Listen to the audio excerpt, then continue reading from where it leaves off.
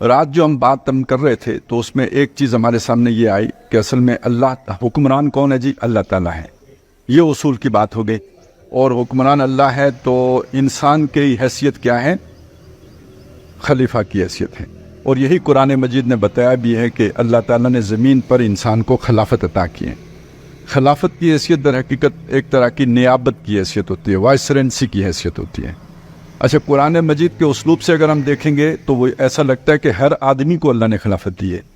تو ایک حد تک ہر آدمی کو اللہ نے خلافت دی ہے، مطلب میرے جسم کے اوپر میرا یہ اختیار ہے، تو یہ گویا اس کے اوپر اللہ نے مجھے خلافت دی ہے. اور جب بچے چھوٹے ہوتے ہیں تو ان پر بھی اللہ نے مجھے اختیار دیا ہے، تو وہاں پہ بھی میرے گھر میں میری خلافت ہوتی ہے. اب کچھ لوگوں کو اللہ نے اضافی اختیار دیا ہوتا ہے، تو وہ فرض کریں پرانے زمانے کے حسابی سے دیکھیں تو کوئی برادری کا سردار ہے تو وہ گویا ساری برادری کی خلافت اللہ تعالیٰ نے اس کو دی ہوئی ہوتی ہے. اور اسی پر قیاس کریں کہ کسی بندے کو اللہ نے کسی ملک کا سربراہ بنا دیا ہے تو گویا پورے ملک کی خلافت اس کے پاس ہوتی ہے. تو یہ مضمون جو ہے نا یہ سورہ حدید میں آیا ہے کہ آمنوا باللہ ورسولہ وانفقوا مما جعلکم مستخلفین فی. اللہ پر ایمان لاؤ اور جو کچھ اللہ نے تمہیں دیا ہے اس میں سے جس پر اللہ نے تمہیں خلیفہ بنایا ہے، جن چیزوں پر تمہیں اللہ نے اختیار دیا ہے، یعنی جن کی اللہ نے تمہیں خلافت دی ہے، اس میں سے اللہ کی راہ میں لگاؤ اور کھپاؤ. تو گویا ہر آدمی کو کسی نہ کسی درجے میں اللہ نے خلافت دے رکھی. اب یہ تو ہوئی اصولی بات. اب اس اصول کا اطلاق کیسے ہوا، امپلیمنٹیشن کیسے ہوئی؟ تو اللہ تعالیٰ نے جن لوگوں کو خلافت دے رکھی تھی عام طور پہ لوگوں نے اس میں بغاوت کی. میرا جسم میری مرضی، میرا مال میری مرضی، میری برادری میری مرضی کیونکہ میں چیف ہوں، اور میرا ملک میری مرضی. یہ ہے اصل میں طاغوتیت.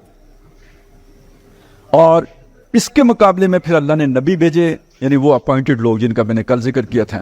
انہوں نے آ کے انسانیت کو وہ اصل پیغام بتایا کہ اصل میں تمہارا منصب، مقام اور مرتبہ کیا ہے، تم اپنے آپ کو اس حد تک رکھو. اچھا، اس کے اندر بھی ایک ایوولوشن ہوا.